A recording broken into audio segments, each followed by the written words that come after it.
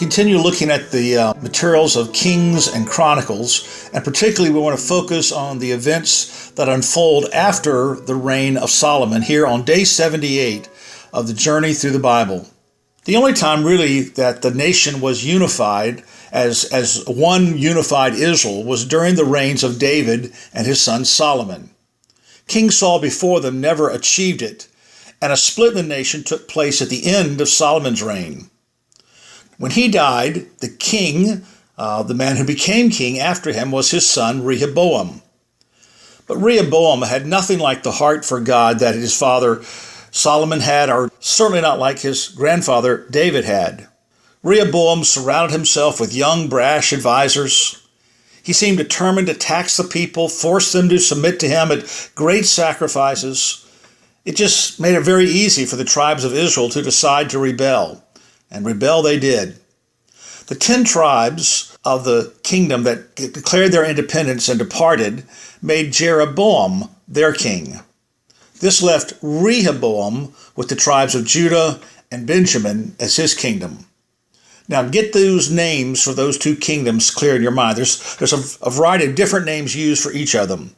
The 10 tribes that split away, that made Jeroboam their king, are sometimes called Israel or the northern kingdom, and sometimes Samaria. So the 10 northern tribes are Israel, the northern kingdom, and sometimes Samaria.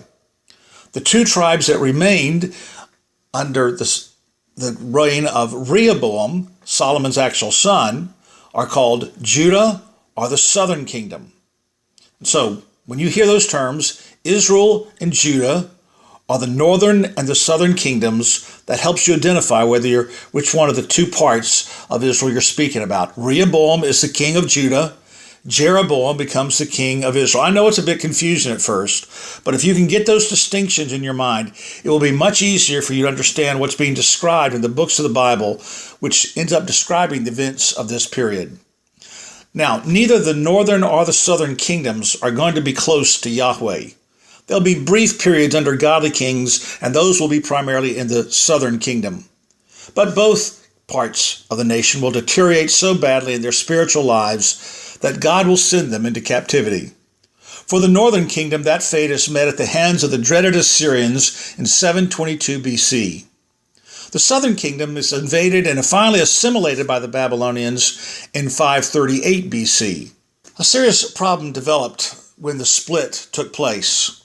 The temple was in Jerusalem, and Jerusalem was in Judah, the southern kingdom. Well, since the northern kingdom, or Israel, had no intention of returning to Jerusalem to worship, the leaders set up a worship center on Gerizim Mountain.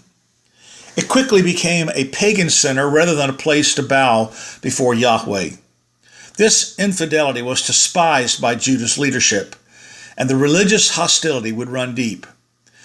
This is important to know when we come later to the study of the New Testament. By then, the intensity of the hatred that had started right here caused the Jews of Jesus' day to absolutely refuse to even set their foot on Samaritan soil. These basic details will make it possible for us to look deeper into this period when the kings reigned over these 2 kingdoms. It's a very sad time overall, but there are many profitable lessons for us to learn from these days. Today we're reading from 2 Chronicles chapter 7. As for you, if you will walk before me as David your father walked, doing according to all that I've commanded you and keeping my statutes and my rules, then I will establish your royal throne, as I coveted with David your father, saying, you shall not lack a man to rule Israel. But if you turn aside and forsake my statutes and my commandments that I have set before you, and go and serve other gods and worship them, then I will pluck you up from my land that I have given you, and this house that I have consecrated for my name I will cast out of my sight, and I will make it a proverb and a byword among all the peoples.